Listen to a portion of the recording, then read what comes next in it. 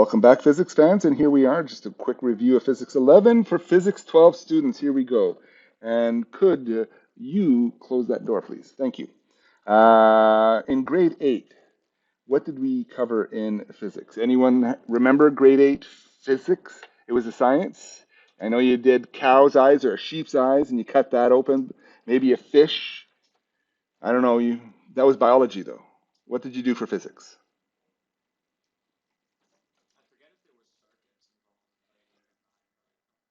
Was there batteries in grade 8 and circuits in grade 8? I don't know. Might have been. I don't think so.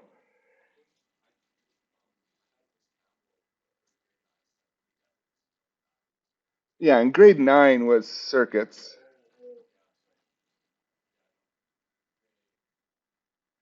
circuits, batteries, and you learned series and parallel. What did you do in grade 8? Anyone do optics in grade 8 with light going through and bending through glass and mirrors and reflecting? Optics, light, and mirrors. How many do not remember that they did that or might not have done that at all? How many don't remember that? You might not have done it. I understand. That was in the curriculum, whether we did that in the curriculum or not. Just one second. Let me remove this mask because it's making sound on the microphone. There we go. In 10, that's only 2 years ago. For some of you, might have been 3 because I know you took grade 11 twice. What did you do in grade 10 physics?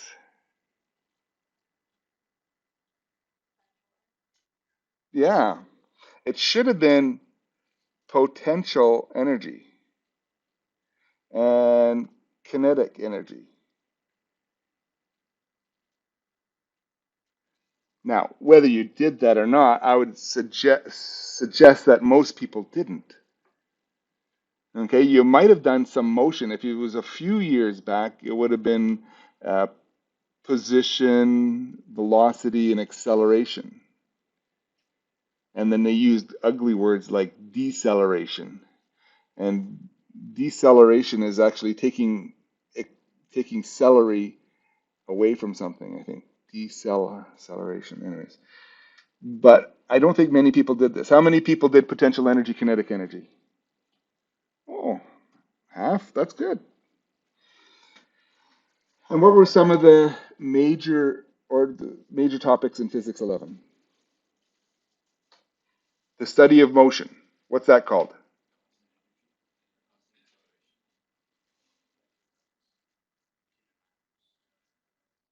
Kinematics. And then after kinematics, you did dynamics.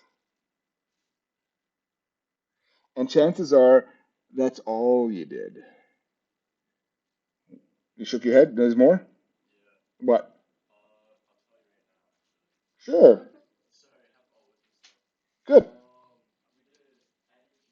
That's under dynamics.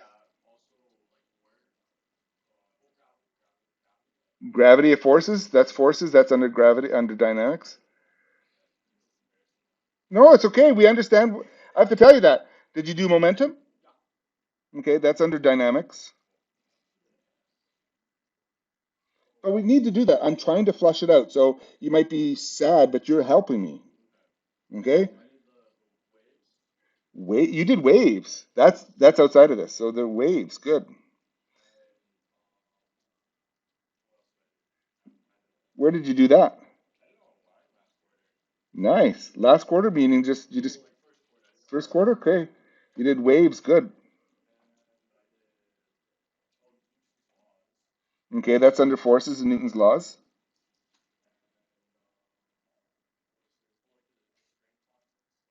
Yep, that's the forces. That's springs.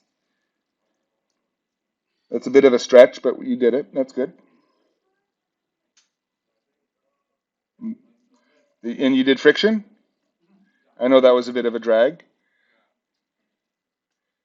And you probably didn't have yeah, the mu, the coefficient of friction. Okay, dynamics seems to have a lot underneath it. Kinematics, you did constant velocity and accelerated velocity. Did anyone do projectiles? You did?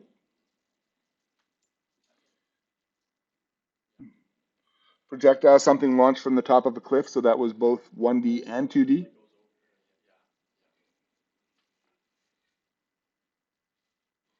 Okay. And you did some waves. Did you do Snell's law?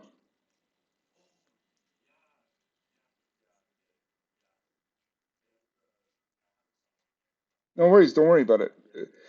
Most kids who took it with Mr. Nolder, myself, we didn't cover waves, so you got a head start there. Did you do any nuclear physics? Okay. So, and physics 11 can also have relativity. Did you have any relativity?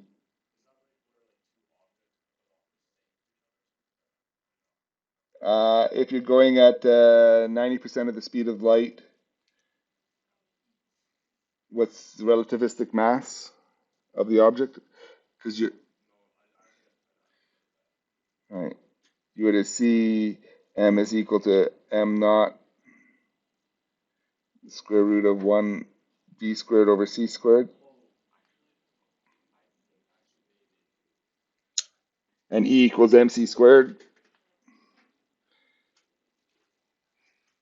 Okay, so kinematics comes from a Greek word that is motion, and ics is the study of. So it's the study of motion. It also uses motion pictures as cinema, like kinema. So it's motion. Dynamics studies why things move.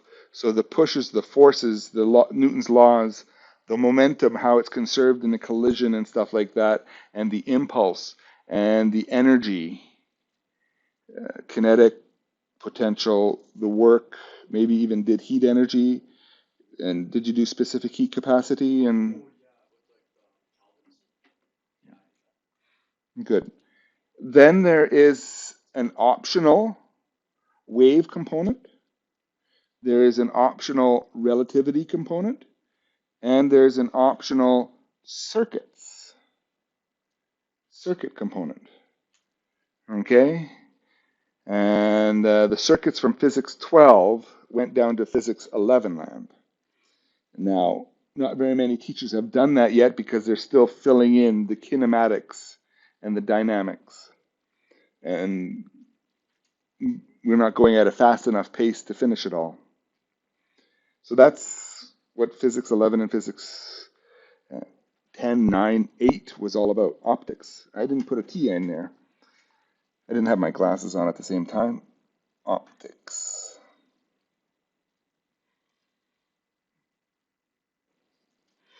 Okay, so that's what we covered. Now, in kinematics acceleration, we came up with some physics formulas. And these physics formulas look like this. You're getting this handout, you don't have to copy it out. And I will copy it though.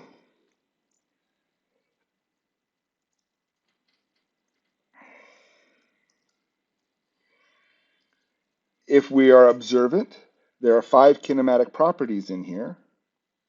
There is A, VF, D, there is VI, and then there's T.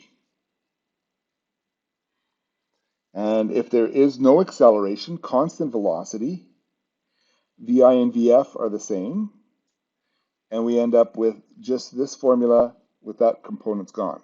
So because there's no acceleration, that just disappears. So we end up with just this part of this formula. That's the constant velocity formula, so it's built into the accelerated ones.